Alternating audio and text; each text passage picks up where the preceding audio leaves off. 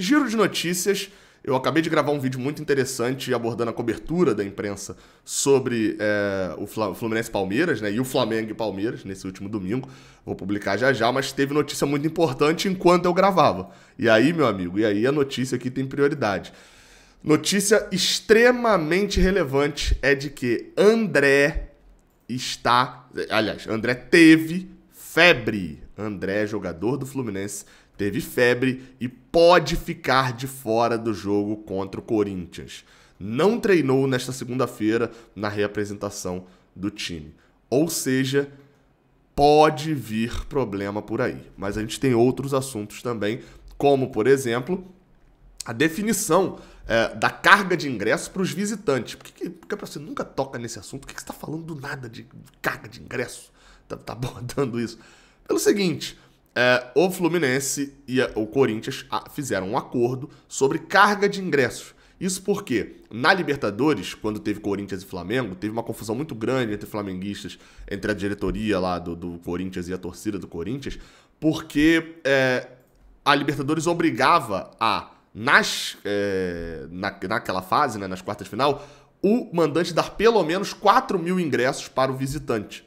Sendo que o Flamengo deu 4.000 ingressos no Maracanã, com 60 e poucos mil, e o Corinthians teve que dar 4.000 ingressos também na Neoquímica Arena, com 30 e poucos mil.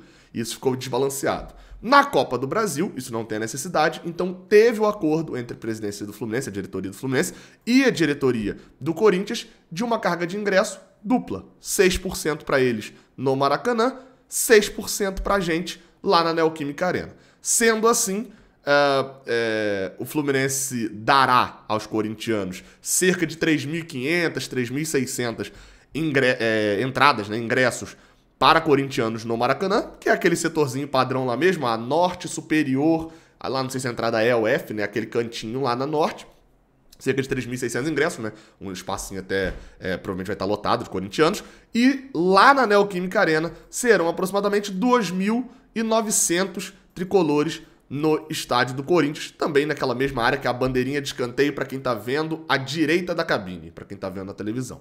Enfim, então se você quiser ir pro jogo lá em São Paulo, vai ser difícil encontrar ingresso 2.900, porque o jogo sendo em São Paulo tem muito tricolor já se aprontando para ir. Enfim, aí vai ficar por sua conta e risco nessa dificuldade também. Mas tem informação, 2.900 tricolores lá, 3.600 corintianos aqui. Esse vai ser um jogão. A gente precisa falar. Vai falar também sobre Pineda e vai falar também sobre o assunto renovação de Fernando Diniz. É isso. Vamos para o giro de notícias.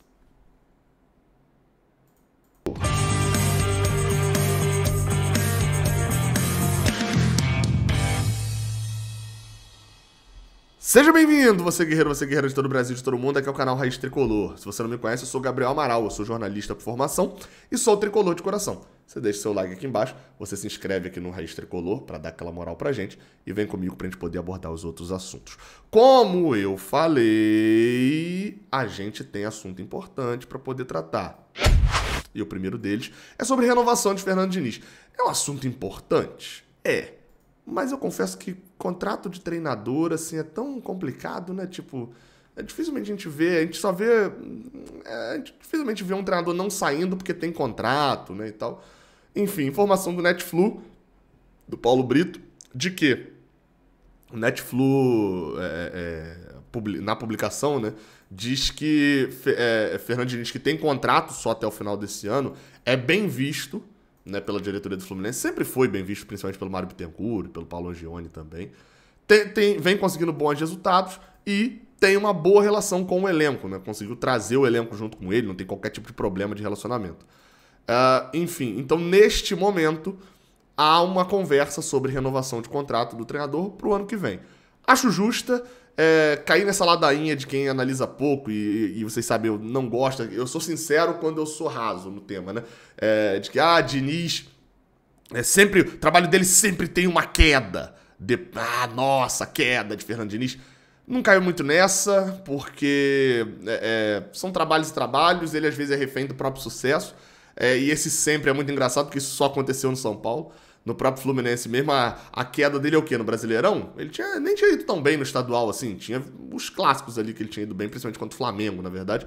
Ele tinha ido bem, mas o estadual do Fluminense de 2019 não é bom. A gente cai na semifinal, tropeça em jogo contra pequeno e tal, enfim.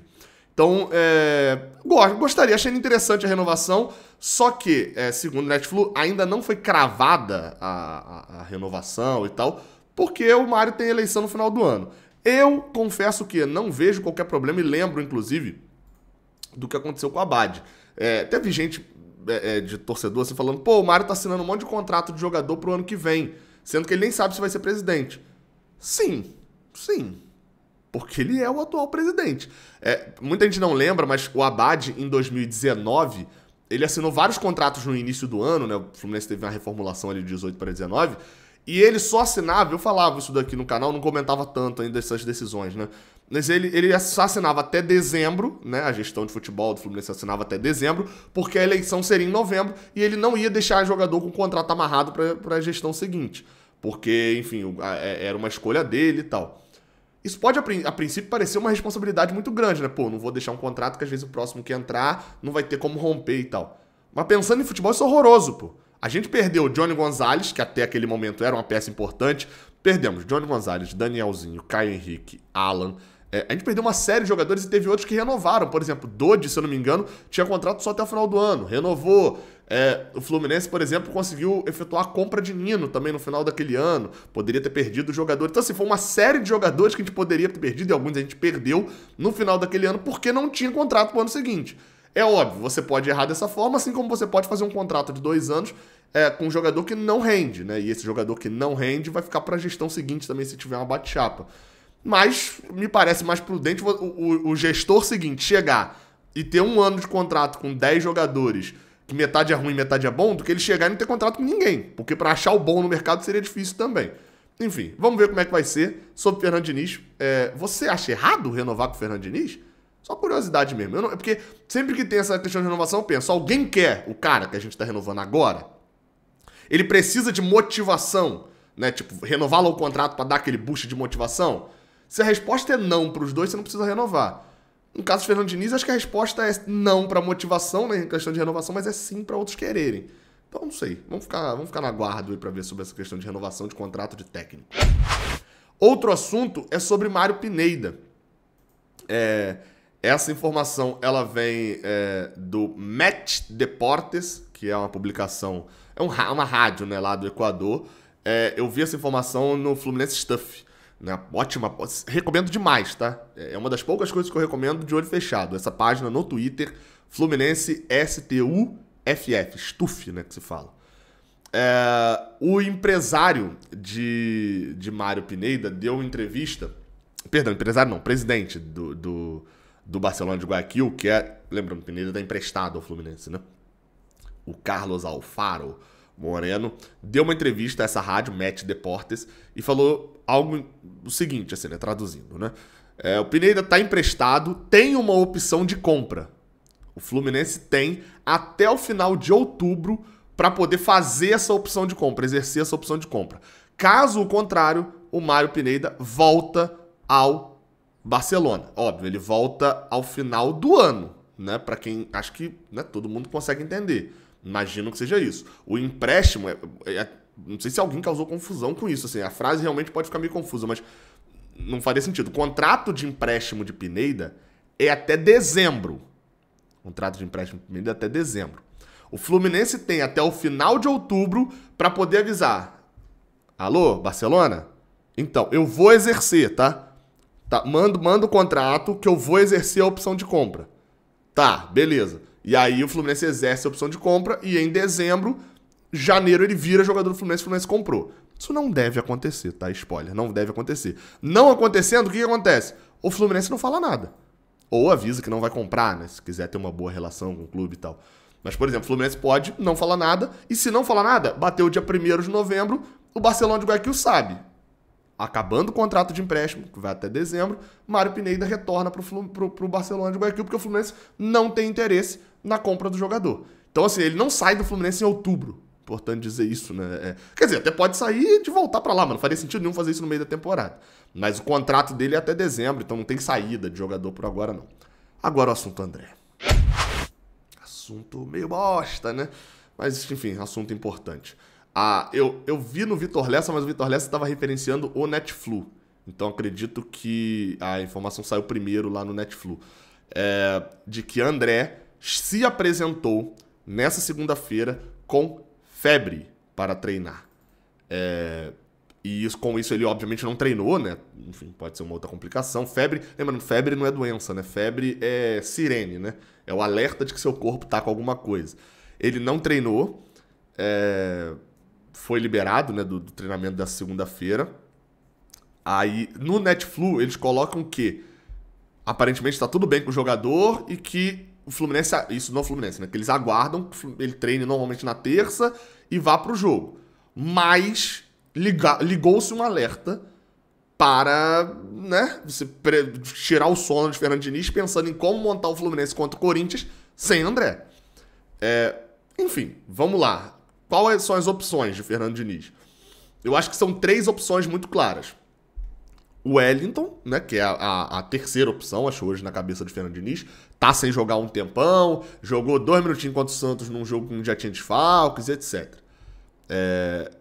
A segunda opção, aí eu não sei quem é a primeira e quem é a segunda opção, mas outra opção, Felipe Melo, já jogou algumas vezes na posição em que André vem jogando e tem sido utilizado sempre por Diniz. Desde que Diniz assumiu, na verdade contando o ano inteiro, Felipe Melo só não jogou, esteve disponível e não jogou contra o Cruzeiro na ida da Copa do Brasil.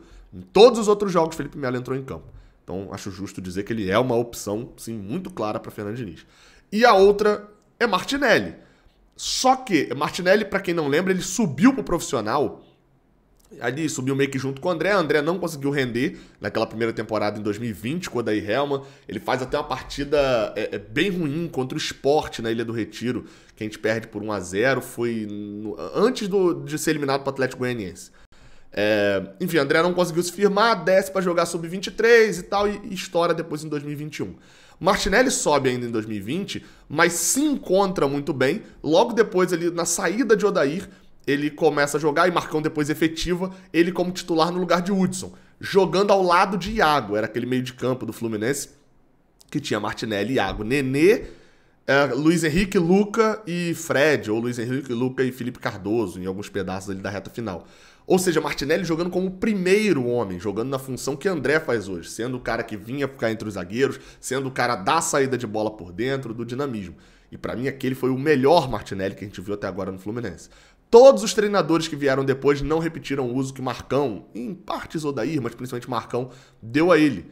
Sempre colocando Martinelli como segundo ou terceiro homem de meio de campo. Inclusive, na última partida, Fernando Diniz fez mais uma vez isso. Colocou o Martinelli até num determinado momento do jogo como o meio-campista mais avançado. O Fluminense termina o jogo, né, a reta final ali do jogo, com André, Nonato, né, na verdade Felipe Melo, Nonato, né, se a gente for montar ali o meio de campo, Martinelli mais avançado, fazendo o que seria, em teoria, a função de Ganso, com Michel Araújo fazendo, em teoria, a função de John Arias. E ainda com Marrone sendo o Matheus Martins e o William Bigode e o Germancano, uma espécie de ataque reserva. Ou seja, o Martinelli estava lá na frente.